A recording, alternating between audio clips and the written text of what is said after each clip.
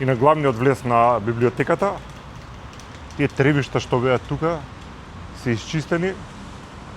Се надевам дека некој ќе се смени урбаната опрема и дека овој простор кој ќе залечи комплетно ќе може да се употребува за поетско читање, за мали камерни концерти, за културни настани, бидејќи ова е еден објект, еден навистина архитектонски бисер со кој што сите треба да се гордееме.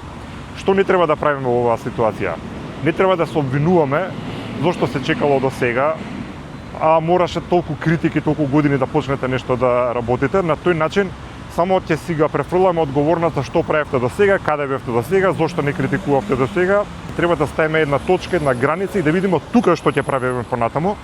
Од тоа што можев да го прочитам, овие работи овдека пред НУП ги прават вработените и покрај тоа што според нив на хартија е одговорен на други институции, односно на град Скопје, и заради тоа треба да им се честита и да ги помогнеме колку што можеме. Од срце им благодарам тоа што го прават. Секако не е секогаш само да се критикува, кога има некоја позитивна промена, треба и да се пофали, на тој начин да се мотивираат и вработените во другите државни институции или објекти од национален интерес кои чиво околина е во многу лоша состојба, сами да почнат да се грижат за својот простор, бидејќи нели рековме така ќе го менуваме чипот.